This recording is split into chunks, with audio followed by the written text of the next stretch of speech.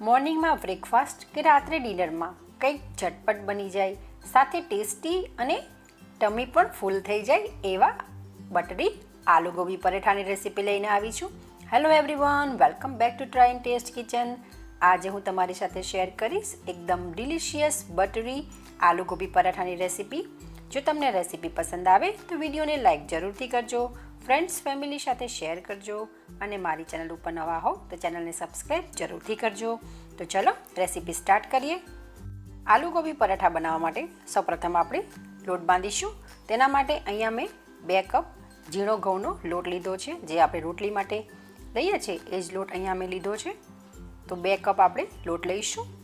ત્યારબાદ આપણે તેમાં સ્વાદ અનુસાર મીઠું એડ કરીશું અને મીઠુંને લોટમાં એકદમ સરસ મિક્સ કરી લઈશું. ત્યારબાદ આપણે મોણ માટે 2 મોટી ચમચી તેલ એડ કરીશું.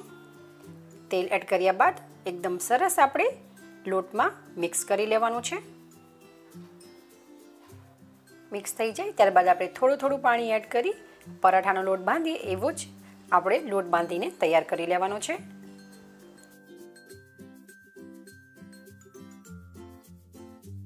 તો અહીંયા મેં એકદમ સરસ સોફ્ટ લોટ પરાઠાનો બાંધીને તૈયાર કરી લીધો છે. હવે આપણે લોટને કવર કરી 10 મિનિટ રેસ્ટ આપીશું. હવે આપણે સ્ટફિંગ બનાવીશું. તેના માટે અહીંયા મેં અડધું ફ્લાવર લીધું છે. ફ્લાવરને આપણે એકદમ સારી રીતે મીઠાવાળા પાણીથી વોશ કરી લેવાનું છે, જેથી અંદર કોઈ પણ કીડા કે ઇમ્પ્યોરિટીઝ ના રહે. હવે આપણે ખમણી લઈ ફ્લાવર્સને ગ્રેટ કરી લઈશું, ખમણી લઈશું. આ રીતે આપણે એકદમ ઝીણું ખમણી લેવાનું છે. આપણું ફ્લાવર એકદમ સરસ ગ્રેટ થઈ ગયું છે. હવે આપણે ફ્લાવરને એક બાઉલમાં લઈ લઈશું.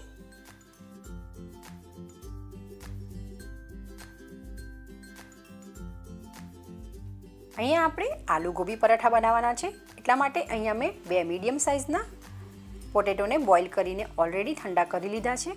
આપણે ફોકના હેલ્પથી મેશ કરી લઈશું. બટેટા મેશ થઈ જાય ત્યારબાદ આપણે બટેટાને ગ્રેટેડ ફ્લાવર્સમાં એડ કરી દઈશું.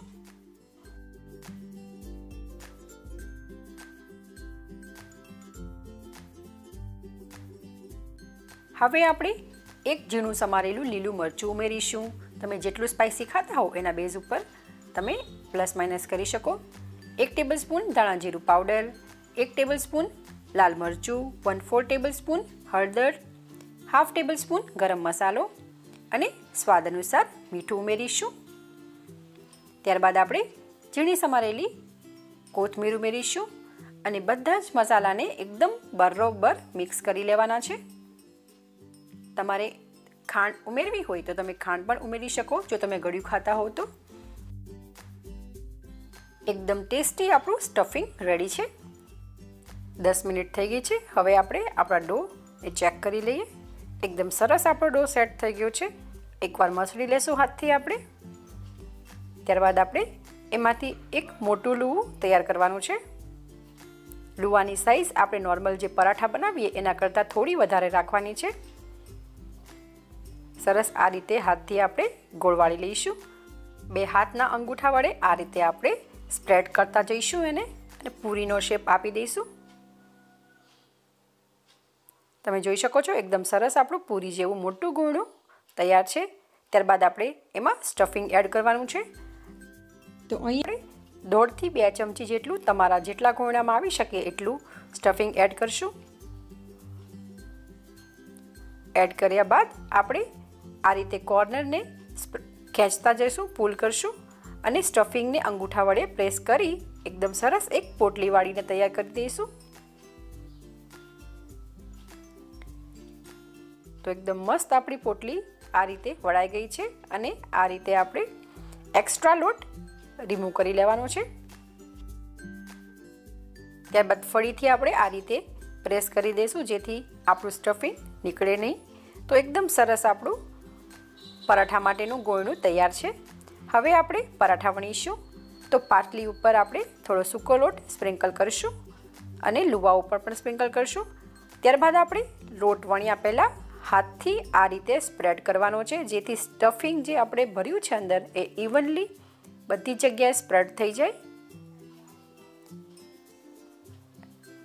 એકદમ સારી રીતે સ્પ્રેડ થઈ જાય ત્યારબાદ આપણે વેલણથી વણી લઈશું પરાઠાને. એકદમ હળવે હાથે વણવાનું છે.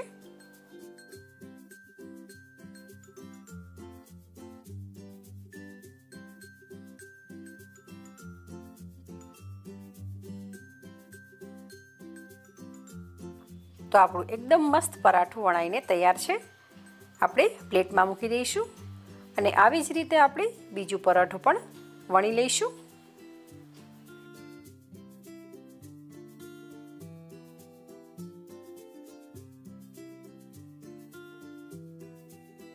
તો આપણું બીજું પરાઠું પણ વણાઈને તૈયાર છે.